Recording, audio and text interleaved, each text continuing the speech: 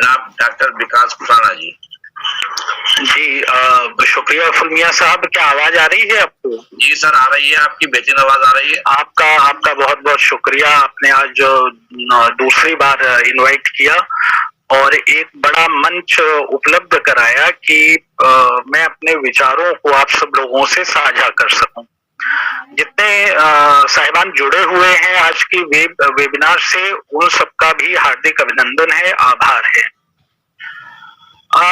Actually मेरा विषय जो है वो इस्लामिक हिस्ट्री रहा और मेरी रिसर्च रही इस्लामिक हिस्ट्री से रिलेटेड, जो मुस्लिम हिस्ट्री है और रिलीजन यानी कि धर्म यानी कि दीन, ये रुचि का विषय रहा।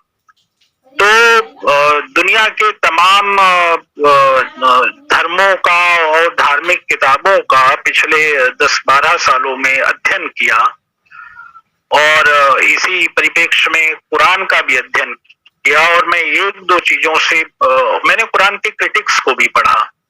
एक दो चीजों से मैं बिल्कुल वाबस्ता हूं कि कुरान जो है वो इलाही बुक है। कोई ऐसी पुस्तक, क्योंकि मैंने डिफरेंट किताबें जब देखी और पढ़ी तो एक चीज को लेकर अकीदा बिल्कुल बना कि कोई ह्यूमन बीइंग ऐसी बुक को जो है वो नहीं लिख सकता। जितनी बारीक से बारीक चीजों को बताया गया, क्योंकि शुरुआती दिनों में इस चीज को लेकर बहुत सारी थ्योरीज भी थी, तो लिहाजा कुरान के क्रिटिक्स को भी पढ़ा जो स्कॉलर्स द्वारा किए गए। एक तो बात ये आई कि जैसे कुरान ने कहा सूरह बकरा में कि अगर तुमको ये शक है कि ये जो है किसी कवि का कलाम है तो तुम बना लाओ इसके जैसा एक सूरा, कुछ आयतें बना लाओ।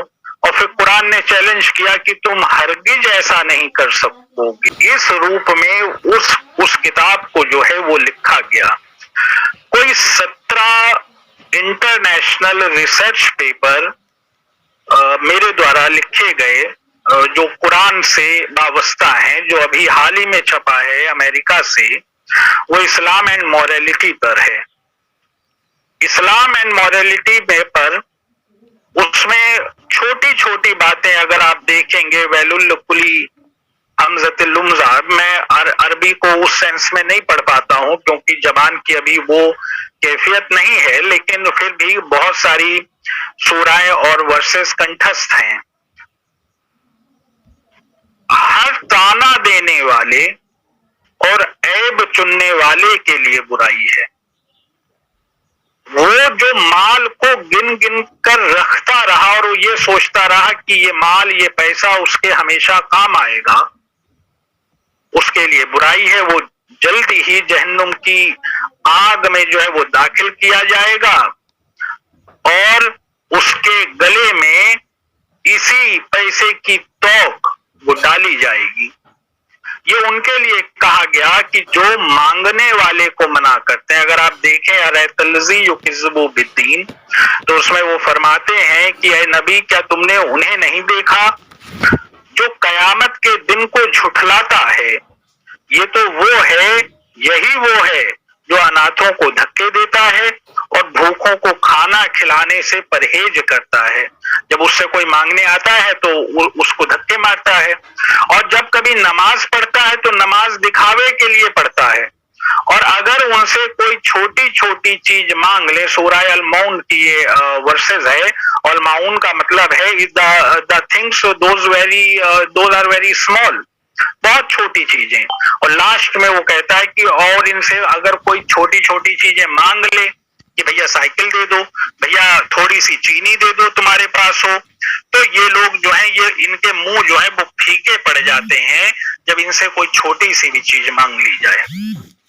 सूरह आला में अल्लाह ने फरमाया, सब्बिहिस्म रब्बिकल आला अल्लज़ी खलक़ फसव्वा वल्लज़ी क़द्दर फहदा वल्लज़ी अख़रजल मरअ फजलहु गुसाउन अहवा। ये कहा कि देखो जमीन और आसमानों के दरमियान जितनी चीजें हैं वो सब एक अल्लाह की इबादत में रत हैं, उसके आगे सजदा किए हुए हैं। और तुम देखो जमीन से कैसे हरा हरा चारा ये निकलता है। जब फसल होती है तो आप दूर तक, आजकल धान की फसल हो रही है, आप खेतों की ओर देखें तो आप ये पाएंगे दूर तक हरियाली फैली हुई है। तो कुरान ने इसको कोड किया और ये कहा कि देखो हरा हरा चारा कैसे जमीन के अंदर से निकल रहा है और फिर ये पक जाता है, ये पीला हो जाता है और फिर इसमें आग लगा दी जाती है तो दूर तक कालिक जो है फैल जाती है। वो ये हरा चारा ये काला कूड़ा हो जाता है। कुछ यही मिसाल दुनियावी जो हम लोगों की जिंदगी है उसकी है कि हम कैसे उत्पन्न होते हैं और अपने परफेक्ट फुल पावर पर पहुंचते हैं और उसके बाद जो है काला कूड़ा बन जाते हैं। कोई मिट्टी में चला जाता है, कोई अग्नि में चला जाता है। फिर कहा कद अफलाह मन तज़क्का, कि ऐ नबी फरमा दीजिए कि दुनिया की जो जिंदगी है ये दिखावे की है, जो आखिरत है वल आखिरतु खैर वबका, जो आखिरत है वही इटर्नल लाइफ है, दूर तक चलने वाली लाइफ है। लेकिन इंसान कहता है मेरी दुकानें, मेरा घर, मेरा परिवार। तो इनसे ये फरमा दीजिए कि ये सब नश्वर है। इन हाजा लफी सुहूफिल उला, और ये लिखा है पुरानी किताबों में, सुहूफी अब्राहम व मूसा, उन किताबों में भी जो हजरत इब्राहिम अलैहिस्सलाम पर आई और हजरत मूसा अलैहिस्सलाम पर आई। फिर ये कहा कि जो तुमसे मांगने आए अगर कोई, तो तुम उनको जब देते हो तो वो ऐसे बढ़ता है जैसे एक दाना बढ़ा और उससे 7 बालियां निकली और हर बाली में 100 दाने हुए। इस तरीके से वो तुमको वापस मिल जाता है। और फिर कुरान में अल्लाह ने फरमाया, अल्लाह का कौल है कि कौन है जो अल्लाह को खुश दिली से कर्जा देना चाहता है ताकि अल्लाह उस कर्जे को कई गुना करके वो वापस कर दे। और जिसने अपने हाथ मांगने वाले के सामने रोक लिए तो वो पैसा ऐसे खत्म हो जाता है, खुल जाता है जैसे चट्टान है उसके ऊपर मिट्टी है और जोर का पानी जो है वो बरस जाए और सब कुछ खुल जाए।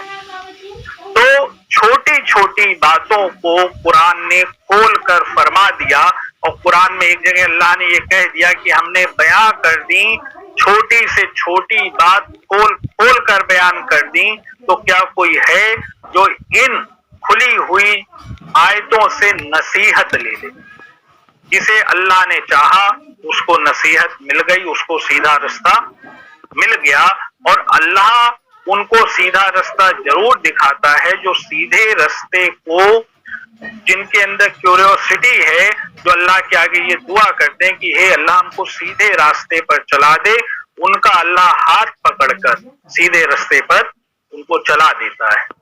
कुरान बहुत पुराने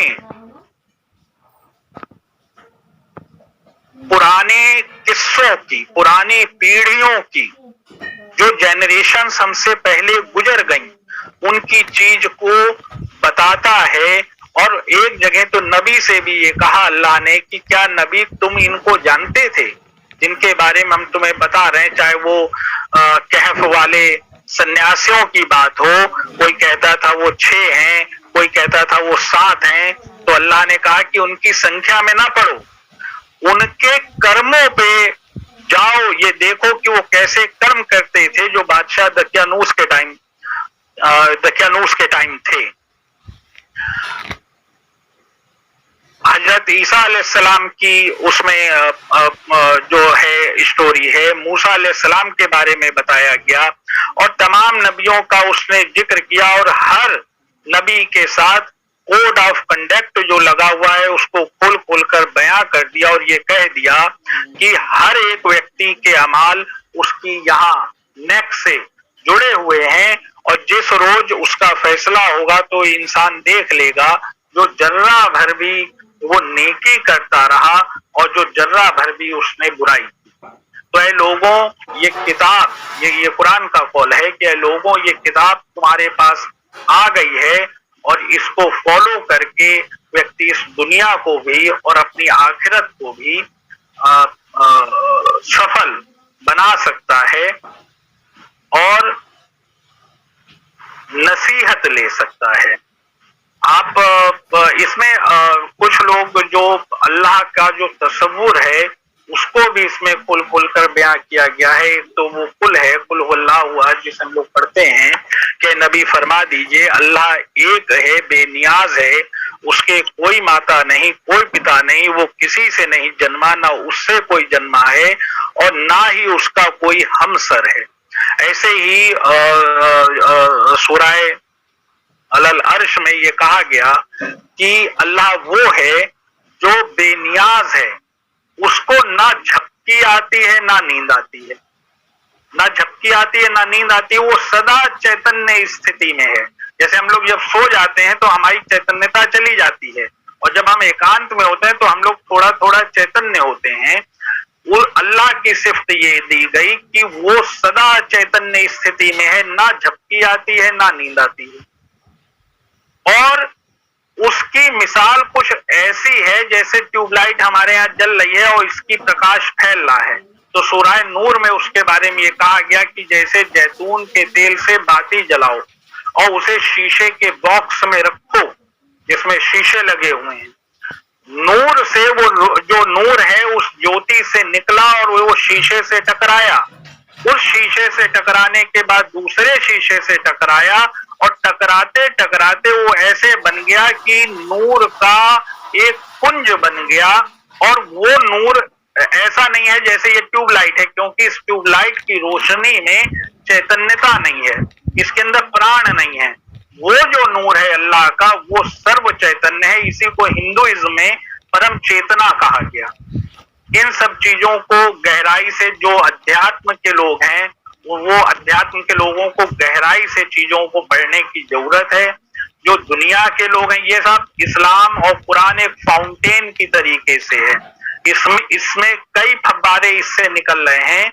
जो जिस पथ का पथिक है वो उस घाट से उतना पानी वो वहां से ले लेता है।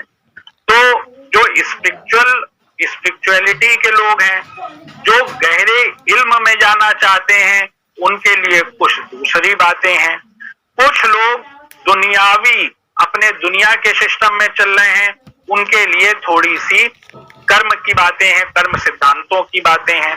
इनको डीप से समझा जाना चाहिए, पढ़ा जाना चाहिए।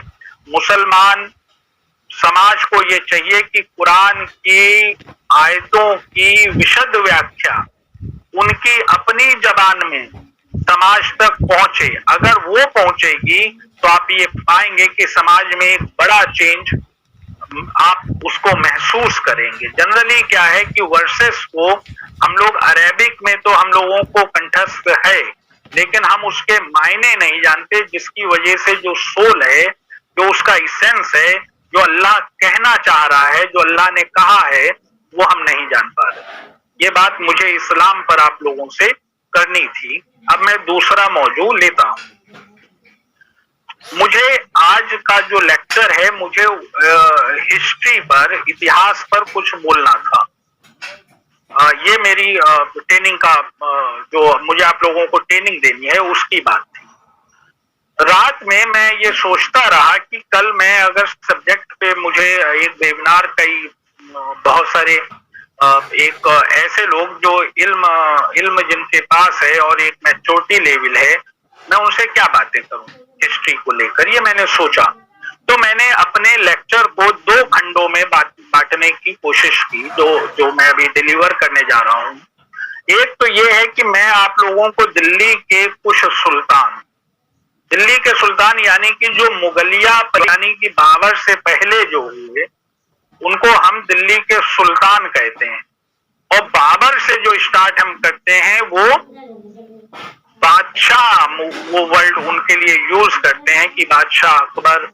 इन दोनों में, सुल्तान और बादशाहों में एक छोटा सा डिफरेंस है।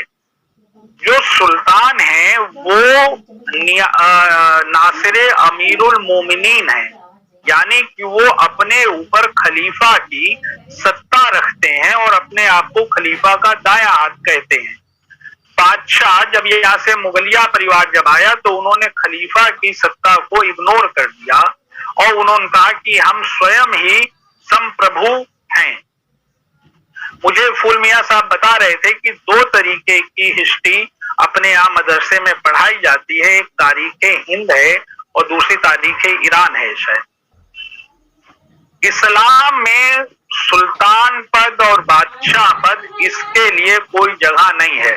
अपने यहाँ स्टेट जो है वो इज़्मे से चलेगा, यानी कि एक पंचायत होगी और एक पंचों का समाज का एक नेता होगा जिसे खलीफा कहा जाएगा और वो पंचायत के जरिए मसलों को हल करेगा। ये उसमें एक सिद्धांत है। लेकिन अपने यहाँ जो सुल्तान बने, जो बादशाह बने, उन्होंने अपनी स्वयं सत्ता, स्वयं सिद्ध सत्ता स्थापित करने की कोशिश की। इसलिए उन्होंने अरब को अपना रोल मॉडल नहीं बनाया, उन्होंने ईरान को अपना रोल मॉडल बनाया। तो भारत में मुसलमानों का इतिहास और ईरान का शुरुआती इतिहास और ईरान की किनशिप की थ्योरियां, वो आप ये पाएंगे कि दोनों कमोबेश एक ही है। एक को समझने के लिए आपको दूसरा जरूर समझना पड़ेगा। मैं कुछ सुल्तानों के बारे में जिक्र कर रहा था। आप ये पाएंगे कि दिल्ली के सुल्तानों में वो उनके कुछ काम इतने अद्भुत थे जो आज के दौर को बड़ा आश्चर्यचकित करते हैं।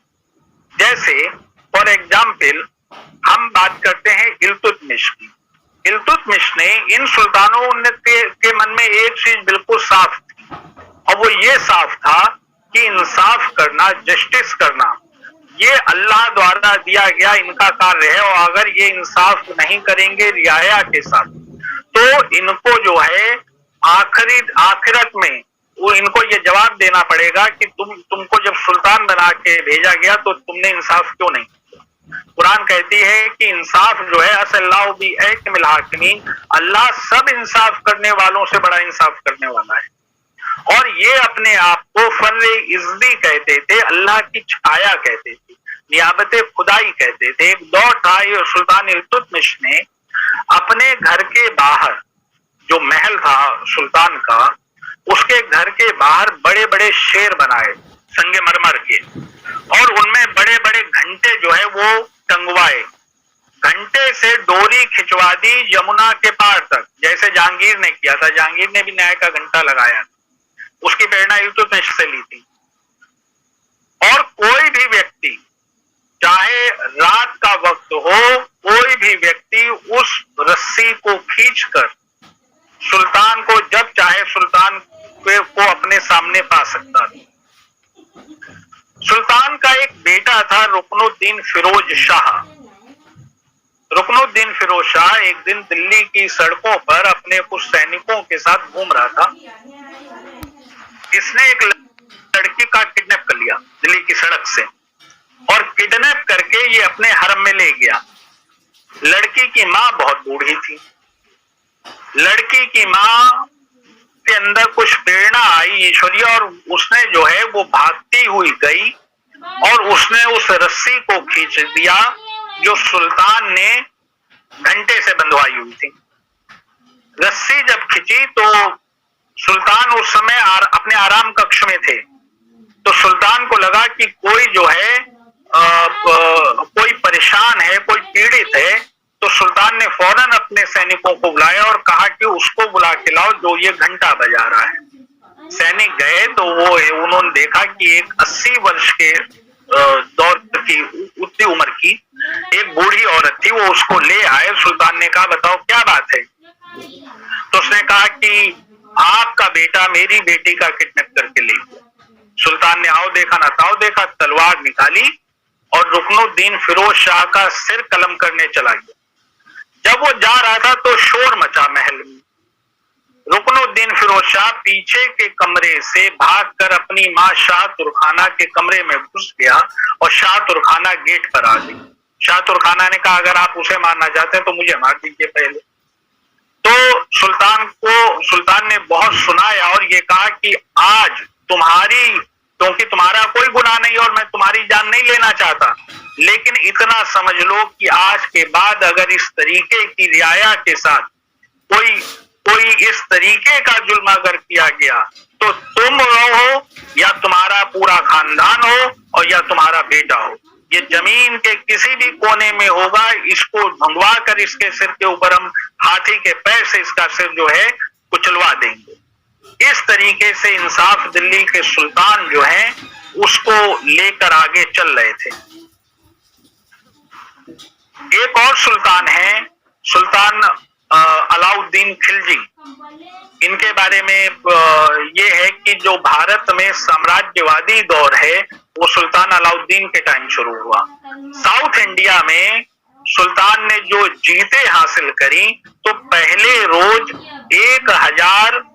1000 ऊंटों पर सोना और चांदी भरकर दिल्ली आया, पहले देवगिरी के हमले पर। सुल्तान के टाइम मंगोलों के बहुत हमले हुए। ये मंगोल ये मुसलमान नहीं थे। मंगोल जो कई लोग ये कहते हैं चंगेज खान मुसलमान, ये मंगोल मुसलमान नहीं थे। ये बाद में इस्लाम में दीक्षित हो गए थे। चाइना के उत्तर में एक देश है मंगोलिया, ये बेसिकली वहां के निवासी थे और सूरज की पूजा करते थे, ये नहाते नहीं थे। आईएएस में क्वेश्चन कई एक बार पूछा गया यूपीएससी की परीक्षा में कि दुनिया में ईश्वर का अभिशाप क्या है, दुनिया में ईश्वर का अभिशाप क्या है। तो उसका उत्तर है, उसका आंसर है कि ईश्वर का जो अभिशाप है वो चंगेज खान है। चंगेज खान के ऊपर इतिहासकार ये बताते हैं, तारीखकार, कि इसके ऊपर जिन्न आते थे। ये काले कपड़े पहन लेता था और इसको दौरा पड़ता था। तो जब दौरा पड़ता था तो इसके मुंह से तमाम तरीके की बातें निकलती थी, तो वो उसके वजीर नोट कर लेते थे। तो जब ये जगता था तो कहते थे कि क्या बताया गया, तो पता ये चलता था कि एक पूरी स्ट्रेटेजी जो है कि अगली बार हमला किधर करना है, किस इलाके में कैसे कितने सैनिक लेके जाने, वो पूरा नोट होता था। तो लोगों ने ये कहा कि इस पे जिन्न आते थे। चंगेज खान कभी कोई युद्ध नहीं हारा और ये जिन इलाकों में गए तो ये बैलगाड़ी खड़ी कर लेते थे। बैलगाड़ी के पहिए के ऊपर जिसका भी सिर आएगा उसका सिर जो है वो कलम कर दिया जाता था। औरतों को, क्योंकि कबीले के जैसे लोग थे तो औरतों को ये जनरली बांट लेते। चंगेज खान का टाइम इल्तुतमिश के टाइम का था, लेकिन चंगेज खान हिंदुस्तान आ नहीं पाया था क्योंकि नदी में ये जाते नहीं थे। तो जलालुद्दीन मकबरनी एक ख्वारिज्म का शहजादा था, उसका पीछा करते हुए ये सिंधु नदी तक तो आया। तो सिंधु नदी में जलालुद्दीन मकबरनी तो कूद गया और कूद के नदी क्या गया पार। चंगेज खान उसके अंदर नहीं गया और वहां से वापस चला गया। अलाउद्दीन के टाइम बहुत हमले हुए मंगोलों के। मैं आप लोगों को सुल्तानों के कुछ किस्से बता रहा हूं, कुछ ऐसी जानकारियां जो शायद आपको ना मिली हो और आप जाने की तारीख कितनी विजडम को देने वाली एक सब्जेक्ट है जो लोगों को विद्वता देता है। एक रोज सुल्तान जो है वो उसकी सेना गुजरात में गई हुई थी हमला कर।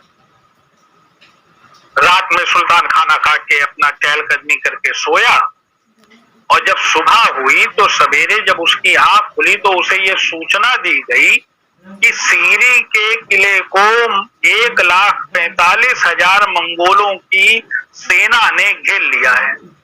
सल्दी उनका नेता था। दिल्ली का एक कोतवाल हुआ करते थे अलाउल मुल्क। अलाउल मुल्क के बारे में ये कहा जाता है कि इनको विजडम ग्रांट था, विद्वता बहुत थी। तो सुल्तान ने उनसे संपर्क साधा, उन्होंने कहा क्या करना चाहिए। तो अलाउल मुल्क ने कहा कि महाराज नीति तो ये कहती है कि आप जो है बाहर ना निकलें और सेना को बुलवाएं अपनी जो गुजरात गई हुई है। घोड़े देखिए साहब, आजकल के जो घोड़े हैं ऐसे घोड़े नहीं थे पहले।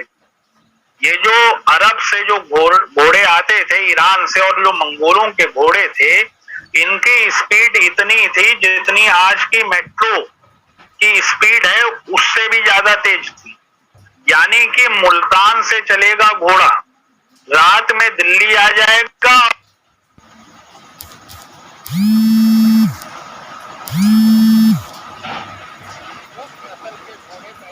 ही खत्म हो गए।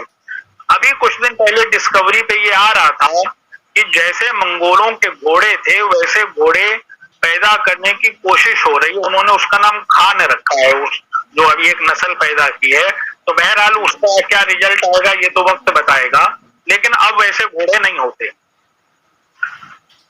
तो सुल्तान ने अलाउल मुल्क से कहा कि ये बात ठीक है कि मैं अगर अंदर रहूं और मेरी सेना आ जाए तो मंगोलों को बुरी तरीके से हराया जा सकता है, लेकिन आने वाली तारीख देखिए साहब, आज अलाउद्दीन ने उस समय कहा था और आज हम लोग बात कर रहे हैं। उसने कहा आने वाली तारीख ये कहेगी, लोग ये कहेंगे कि सुल्तान कमजोर था, तभी वो डर के मारे अंदर छुपा रहा किले के। तो उनने कहा जितने भी मुट्ठी भर सैनिक हैं जो पहरेदार हैं, इन्हें इकट्ठा करो, हम हमला करेंगे। और बहरहाल सुल्तान ने किले को खुलवा कर हमला किया। आपको जानकर आश्चर्य होगा कि सल्दी जो है, जो मंगोलों की इतनी बड़ी सेना थी, वो परास्त हुई। आज हम तारीख में जब इस चीज का जिक्र कर रहे हैं तो हम ये कह रहे हैं कि अलाउद्दीन बहुत बहादुर था। इसका एक सेनापति था जाफर खान। जाफर खान ने मंगोलों को इतनी बार हराया कि मंगोलिया में कहावत बन गई, कोई घोड़ा अगर पानी नहीं पीता है तो उससे कहा जाता है क्या तुमने जाफर खां को देख लिया जो तुम पानी नहीं पी रहे? घोड़े से कहता है, घोड़े का मालिक। इतनी बार हराया। सुल्तान की इच्छा थी कि वो दुनिया को जीत ले, जैसे सिकंदर के मन में इच्छा आई थी। और उसकी एक इच्छा ये थी कि जैसे पैगंबर का जो सम्मान है, नबी का जो सम्मान है, वैसा सम्मान उसका हो जाए। अलाउल मुल्क ने कहा कि महाराज, एक तो दुनिया जीतने का ख्वाब आप छोड़ दीजिए। सिकंदर ये ख्वाब इसलिए देख सका क्योंकि सिकंदर के साथ अरस्तु था। जब वो दुनिया को जीतने निकला तो अरस्तु ने यूनान की बहुत अच्छे से देखरेख करी, हालांकि सिकंदर महान भी सफल नहीं हो पाया। और जो दीन का काम है वो अल्लाह का काम है, अल्लाह जिसको चाहता है नबूवत देता है। तो सुल्तान अलाउद्दीन ने फिर इन दोनों जो उसकी कॉन्सेप्ट थे उनको त्याग दिया था। सुल्तान की 1316 में ड्रॉपसी से मौत हो गई। सुल्तान का एक सुल्तान जब खंबात गया था हमला करने पे 1000 दिनारी करके एक हिंजड़े को, मलिक काफूर को वो ले आया और यही बाद में भारत का सैन्य कमांडर बन गया था, चीफ कमांडर अलाउद्दीन की सेना में। और ये साउथ इंडिया की विजय जो रामेश्वरम तक दिल्ली की सल्तनत की फौजें पहुंच सकी, वो मलिक काफूर की लीडरशिप में ही पहुंची थी। तो सुल्तान के मरने के बाद मलिक काफूर ने क्या किया, सुल्तान के बड़े बेटे मुबारक शाह खिलजी को अंधा करके जेल में बंद कर दिया। 1000 सुतून का एक महल था, उसमें बंद कर दिया। और एक छोटे बेटे शहाबुद्दीन उमर को, जो शायद 7 साल का था, उसको दिल्ली का बादशाह बनाकर सारी कंट्रोलिंग पावर अपने हाथ में ले ली। थोड़े दिनों के बाद शहाबुद्दीन उमर को भी मार दिया और मलिक काफूर यानी हिंजड़ा ये दिल्ली का नया सुल्तान बन गया। मलिक काफूर ने क्या किया, सैनिकों को बुलाया, कहा एक काम करो, मेरा एक ही प्रतिद्वंदी रह गया है, मुबारक शाह खिलजी, अलाउद्दीन का बड़ा बेटा। जाओ 1000 सुतून के महल में और उसका कत्ल कर दो जाके। सैनिक आदेश की तामील करने 1000 सुतून के महल में पहुंचे। तो जब वो वहां पहुंचे तो मुबारक शाह खिलजी ने गले में पड़ी मोतियों और सोने की माला तोड़ी और सैनिकों को दे दी। कहा कि तुमको नौकरी पे रखा मेरे वालिद ने और उनकी वजह से तुम अपने परिवार को पाल रहे हो, ये रख लो जो सोना है और मोती हैं, और मैं तुम्हें उनका वास्ता दे रहा हूं कि अगर मैं मर गया तो उनकी पीढ़ी खत्म हो जाएगी।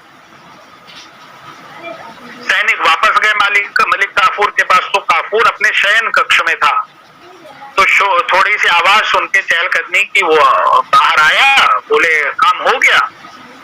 तो सैनिकों ने नंगी तलवारों से मलिक काफूर का ही कत्ल कर दिया और 35 दिनों तक ये मलिक काफूर दिल्ली का सुल्तान रहा। इसका कत्ल हुआ, मुबारक शाह खिलजी को जेल से निकाला गया और दिल्ली की गद्दी पर आसीन किया गया। ये खिलजी वंश में थे। और भी आए कुछ। इनके बाद एक वंश आया अपने आप तुगलक वंश, उसमें से एक था गियासुद्दीन तुगलक। आप लोगों ने शायद नाम सुना हो, आईएएस में क्वेश्चन बहुत पूछा गया। मैं आईएएस इसलिए कोड कर देता हूं आईएएस के पेपर्स, क्योंकि जो भारतीय प्रशासनिक सेवाएं हैं, जो आईएएस का पेपर है यूपीएससी का, उन्होंने एक डेकोरम मेंटेन कर रखा है जो भारत की अन्य परीक्षाओं में है नहीं। यानी कि जब हम उसके पेपर देखते हैं तो हम लोग ये सोचते हैं कि हाँ ये पेपर किसी लेवल से बना हुआ है। गियासुद्दीन तुगलक के बारे में एक क्वेश्चन ये जनरली पूछा गया और आया, कई एक बार आया कि कौन सा ऐसा सुल्तान है जिसने सबसे पहले किसानों के हित में नहरें बनवाई नहरें। तो उसमें उसका आंसर गियासुद्दीन तुगलक है। ये वो दौर है जब दिल्ली में हजरत निजामुद्दीन औलिया भी थे, पोशीदा थे, गद्दी नशीन थे। इनका बेटा था मोहम्मद बिन तुगलक। बिन का मतलब बेटा, तुगलक है नाम, मोहम्मद उसका नाम था, उसका पहला नाम था जोना खां, मोहम्मद बिन तुगलक। तो गियासुद्दीन तुगलक एक बार बंगाल जीतने के लिए गए। बंगाल में बार बार विद्रोह होते थे तो वो गए। उनको वहां खबर मिली कि मोहम्मद बिन तुगलक डेली जो है लंगर चला रहा है। तो उनका लंगर क्यों चला रहा है? या तो ये रियाया की सिंपैथी लेना चाह रहा है। तो जो सुल्तान का गुप्तचर विभाग था उसने कहा कि कुछ षड्यंत्र मालूम पड़ रहा है और ये भी मालूम पड़ रहा है कि हजरत निजामुद्दीन औलिया मोहम्मद बिन तुगलक को दिल्ली की गद्दी पे आसीन कराना चाहते हैं। सुल्तान ने वहां से लेटर भिजवाया हजरत निजामुद्दीन औलिया को कि मैं जब दिल्ली आऊंगा तो तुम लोगों को देख लूंगा। तो हजरत निजामुद्दीन औलिया ने एक लाइन का, वो बड़ा फेमस है, हुनूज दिल्ली दूरस, अभी दिल्ली बहुत दूर है, वो लिख के भेजा। ये आईएएस में कई बार पूछा गया किसने कहा था दिल्ली बहुत दूर है, तो उसका आंसर हजरत निजामुद्दीन औलिया का वो लेटर है। सुल्तान तेजी से फिर दिल्ली की ओर आया तो दिल्ली से थोड़ी दूर अफगानपुर में 8 मील दूर जोना खां मोहम्मद बिन तुगलक ने एक लकड़ी का महल बनवाया और सुल्तान से कहा कि आप यहाँ विश्राम करिए, आपको एक जुलूस की शक्ल में तुगलकाबाद ले जाया जाएगा। उन्होंने कहा ठीक। तो जब वो वहां आराम करने लगे तो बोले आप जो बंगाल से हाथी लाए हैं वो तो दिखवा दीजिए। तो उनका हाथी दिखवाओ। हाथी कुछ इस टाइप के थे कि एक निश्चित जगह पर अगर उनका पैर पड़ जाए, महल में ही कुछ ऑटोमेटिक सिस्टम था, तो पूरा महल नीचे आ जाए। तो जब वो हाथी चलने लगे, मोहम्मद बिन तुगलक बाहर निकला आया नमाज पढ़ने के बहाने और उधर महल नीचे गिर गया। लकड़ियां हटाने में जानबूझकर देरी की गई। जब लकड़ियां हटाई गई तो सुल्तान अपने छोटे बेटे रुकनुद्दीन, एक छोटा बेटा था रुकनुद्दीन, उसके ऊपर ऐसे झुका हुआ था जैसे वो उसको बचाना चाह रहा। सुल्तान मोहम्मद बिन तुगलक इसके बाद दिल्ली का नया सुल्तान बन गया। मोहम्मद बिन तुगलक की इच्छा थी कि उसकी हुकूमत जिन्नों के ऊपर भी हो और इंसानों के ऊपर भी हो। उसके बारे में तारीखकारों ने यह कहा कि सुल्तान की इंटेलिजेंस का अनुभव पता लगाना ये लोगों के बस का है ही नहीं, क्योंकि वो मांगने से पहले ही दान कर देता है दरबार। और कोई दिन ऐसा नहीं जाता जब दरबार से किसी आलिम की, किसी काबिल की, किसी फाजिल की लाश ना गिर रही हो। एक अजीब सा कॉन्ट्राडिक्टरी सिस्टम था। सुल्तान की इच्छा थी कि वो पूरी दुनिया को जीत ले। उसने मिस्र के और अरब के खलीफा लोगों से संपर्क साधा। उन्होंने कहा कि हम दुनिया जीतेंगे, आप हमारा साथ दीजिए। उन्होंने कहा ठीक है, दुनिया जीती जाएगी। एक मोर्चा बनाया गया यूनाइटेड। 3,70,000 की घुड़सवार की सेना तैयार की गई। लेकिन इससे पहले कि वो अभियान शुरू होता, मिस्र में और दूसरी जगह खुरासान में तब्दीली हो गई। तो सुल्तान ने कहा इसका क्या करें, इतनी बड़ी सेना बनाई हुई है, तो उनका इसे पहाड़ जीतने के लिए भेज दो, हुमायूं को, गढ़वाल को। जब वो सेना जीतने गई तो पहाड़ियों ने ऊपर से पत्थर फेंके। ताज्जुब है, 3,70,000 में से केवल 2 ही लोग जिंदा बचे दिल्ली के दरबार में जो पहुंच पाए, बाकी पूरी की पूरी सेना वहां खत्म हो गई। यही सुल्तान था जिसने दिल्ली से देवगिरी राजधानी परिवर्तन किया था 700 किलोमीटर का, और इसने सबको ये आदेश दे दिया कि सब लोग जो है दिल्ली से देवगिरी जाएंगे। पेड़ लगाए गए, खाना बांटा गया, लेकिन आप सोचे कितनी कितनी दिक्कत रही होगी। इब्न बतूता ने लिखा कि कुत्ते और बिल्ली भी नहीं छोड़े गए दिल्ली की सड़कों पे, लंगड़ों को घसीट कर ले जाया गया और अंधों को तोप में डाला गया। और एक रोज फिर दिल्ली के महल पर सुल्तान छत पे खड़ा हुआ तो उन्होंने देखा दिल्ली में कहीं से धुआं नहीं उठ रहा, खाने का खाना चूल्हा अंगीठी जलते धुआं उठता होगा। तो कोई फोन आ रहा है, मैं डिस्टर्ब हो गया था। तो उसने कहा कि यहाँ कोई धुआं नहीं उठ रहा है, तो धुआं नहीं उठ रहा है तो उसने कहा मेरे दिल को सुकून मिला। तो ऐसे बहुत सारे किस्से हैं दिल्ली के सुल्तानों के, बहुत सारी बातें हैं। हिस्ट्री के बारे में ट्रेवेलियन ने कहा कि ये एक साहित्य है, लिटरेचर है, और इतिहास को पढ़ाया जाना चाहिए साहित्य के रूप में। जब वो साहित्य के रूप में पढ़ाया जाएगा तो वो लोग ये जानेंगे कि पिछली जनरेशंस ने क्या किया, उनका जो है उनका इंटरेस्ट जागेगा, सुल्तानों के किस्से सुनेंगे और जनरेशंस के किस्से सुनेंगे तो ये विजडम देता है। 12वीं सदी में इराक की यूनिवर्सिटी में जो एक प्रोफेसर हैं लॉ के, उन्होंने अपने एक स्टूडेंट से कहा था कि तुम लोगों को इतिहास जरूर पढ़ना चाहिए, चाहे इतिहास तुम्हारे सब्जेक्ट का पार्ट हो या ना हो। इतिहास इसलिए पढ़ना चाहिए कि 5000 साल के लोग, उनकी जनरेशंस क्या करती रही, उनकी क्या प्रॉब्लम्स आई, क्या उन्होंने सॉल्यूशन निकाले, दुनिया आज इस दौर में पहुंची तो कैसे पहुंची, तमाम सुल्तानों ने क्या किया, तमाम आलिमों ने क्या किया, हिटलर ने क्या किया और बुद्ध ने क्या किया और नबियों ने क्या किया। ये सभी चीजें कंपाइल होकर तारीख की ही विषय वस्तु है। जो इतिहास विषय की सोल को जानता है, जो इतिहास विषय के साथ जुड़ता है, उसके ब्रेन में एक अजीब सी विजडम की पावर वो अपने अंदर महसूस करता है। विजडम, और विजडम ये वो पावर है जो अल्लाह ने हकीम लुकमान को बख्शी। वो सब्जेक्ट, इतिहास सब्जेक्ट प्रदान कर देता है। अगर लेवल तो वो नहीं रहेगा क्योंकि वो अल्लाह की बख्शी हुई है, लेकिन उसके इसेंस को वो समझ सकता है और उसकी जो तुलना है उसको वो जान सकता है। ये कहा गया कि इतिहास पढ़ने वालों की उम्र बहुत लंबी होती है। इसलिए नहीं लंबी होती है कि वो 500 या 700 साल जीते हैं, बल्कि इसलिए लंबी होती है उनकी जो बैक का डायमेंशन होता है वो खुल जाता है। इंडस वैली सिविलाइजेशन से 1947 तक का इतिहास अगर आप पढ़ेंगे तो आप अपने आप को ये पाएंगे कि इंडस वैली सिविलाइजेशन से लेकर आज तक आपका अस्तित्व जो है वो इस धरती के ऊपर है। और केवल समय ही नहीं, आप टेक्निकल जो प्रगतियां हैं, जो ह्यूमन बींग्स हैं, आप वहां तक पहुंचेंगे। आप धर्म से भी ऊपर पहुंचेंगे क्योंकि उसके पन्ने ये बताते हैं। अब आप ये सोचिए कि जिन मुगलों ने ताजमहल जैसी इमारतें खड़ी करी,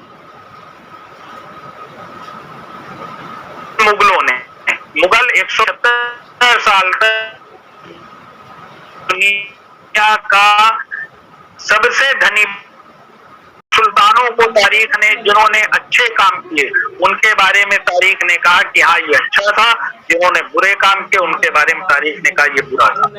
एक पन्ना जब आप किताब का पलट देंगे तो सैकड़ों साल जो है वो एक पन्ने के साथ जो है पलट जाते हैं। जीवन की यही मिसाल है। यही कुरान ने कहा कि जीवन नश्वर है, यही इतिहास बताता है कि नैतिकता और इल्म इसके जरिए उस इसेंस को, उस खुशबू को इंसान को महसूस करना चाहिए। और ये जब आप किताब से जुड़ते हैं तो ये तपस्या है। तपस्या जब आप करते हैं तो आपको इल्म जो है वो प्राप्त होता है। मुझे लगता है समय बहुत हो गया शायद, और मुझे लगता है मैंने काफी कुछ आप लोगों से बात करी है। अगर कोई क्वेश्चन पूछना चाहे तो पूछ सकता है। तो मुझे लगता है मैं अभी है टाइम। हाँ सर, बहुत है सर। कितनी देर? अच्छा, हमारी इसका मतलब मोबाइल में टाइम ठीक नहीं था। तो मैं कुछ ये जिक्र कर रहा था। अब बात चली है तो अभी समय है, आप मुझे बता दीजिएगा जब टाइम हो जाए। अकबर ने इबादत खाना बनाया 1568 में। इबादत खाना ये खोला गया आगरे में, और पहले उसमें केवल मुसलमान ही आते थे। उसमें कई फिरकों के मुसलमानों को वो अपने सामने बिठाता था। और अकबर की एक रुचि थी कि वो ये जाने कि अल्लाह क्या है और दुनिया क्या है, और दुनिया में इंसान क्यों आया। ये बचपन में से ही कई लोगों को क्यूरियोसिटी हो जाती है कि दुनिया क्या है। तो उसने ये पाया कि जो मुसलमानों के तमाम फिरके थे वो आपस में लड़ने लगे उसके सामने। कोई कहता था हमारा फिरका श्रेष्ठ है, कोई कहता था हमारा फिरका। ये अकबर के सामने घटा। ये तारीख इसको रजिस्टर्ड करती है। तो अकबर बड़ा इस चीज से परेशान हुआ। उसने कहा अल्लाह एक है, दुनिया में इंसान को अल्लाह ने बनाया, तो इतनी ज्यादा ये डिस्प्यूट्स क्यों हैं। तो हुआ ये कि वो अबुल फजल ने कहा कि ऐसा करिए, आप बादशाह हैं, आप एक काम ये करिए कि आप और धर्मों के लोगों को भी इबादत खाना उनके लिए भी खोल दीजिए। अब एक बार डिस्कशन हो ही जाए खुल के। तो हिंदुओं के लिए और ईसाइयों के लिए, जैसुइट पादरियों के लिए, तमाम लोगों को इबादत खाने में आने का मौका मिला। अकबर की ये धारणा बन गई कि जो वहदतुल वजूद की धारणा थी कि सत्य जो है वो दुनिया के हर धर्म में कमोबेश तरीके से है। और अकबर ने एक देश के अंदर जहां पे मिश्रित कल्चर हो, जहां पे तमाम जनरेशंस के और तमाम ट्रस्ट के लोग, तमाम फेथ जिनके हैं वहां के लोग रह रहे हो, तो अकबर की ये धारणा बन गई कि एक बादशाह का जो कर्तव्य है वो क्या है, और एक मिश्रित कल्चर के देश में हुकूमत कैसे होनी चाहिए। तो आप ये पाएंगे कि अकबर ने एक सेकुलर सिस्टम को जो है वो फॉलो कराया। अकबर को जो मेन समस्या थी, जो उसको मेन चैलेंज मिल रहे थे, वो अपने ही परिवार से मिल रहे थे। उसी के कोई मामा बेटा, कोई बुआ बेटा, वो ये नहीं चाहते थे कि अकबर जो है ये बादशाह रहे। वो अपने आप को ज्यादा योग्य मानते थे। एक उसमें से महामनगा का बेटा था आदम खान। तो आदम खान ने एक बार क्या किया कि जो वजीरे सल्तनत थे उनका कत्ल कर दिया कार्यालय में ही, दफ्तर में ही। तो और फिर वो अकबर को मारने के लिए बढ़ा। अकबर से वो मजबूत भी था अपनी पर्सनैलिटी में, लेकिन जब वो बढ़ा तो शोर मचा। तो अकबर जब बाहर आया तो उसने जो है उसको एक मुक्का मारा और वो गिर गया। अकबर ने फौरन सैनिकों को आदेश किया कि इसके हाथ पैर बांधो और इसे छत से नीचे फेंको। उसके हाथ पैर बांध के उसे छत से नीचे फेंका गया। वो बच गया क्योंकि पर्सनैलिटी अच्छी थी। उसको फिर ऊपर ले जाया गया। कहा अकबर ने इसको फिर नीचे फेंको, उसको फिर नीचे फेंका गया और वो उसके बाद वो मर गया। इसको मेन समस्या बादशाह को अपने परिवार से ही मिल रही थी, मेन चैलेंज मिल रही थी। तो अकबर इसके लिए फिर राजपूतों की दोस्ती की तरफ इसका झुकाव बढ़ा। और हम ये जानते हैं कि राजपूतों ने फिर मुगलिया सल्तनत को बढ़ाने में बहुत सपोर्ट किया और मुगलिया सल्तनत आगे बढ़ी। तभी हम उसको अकबर को महान कहते हैं। उसने क्या किया, उसने एक भाषा डिपार्टमेंट खोला जिसमें हिंदी और उर्दू की किताबें और हिंदी और अरेबिक में एक जो अलग अलग किताबें, संस्कृत की बुक्स हैं,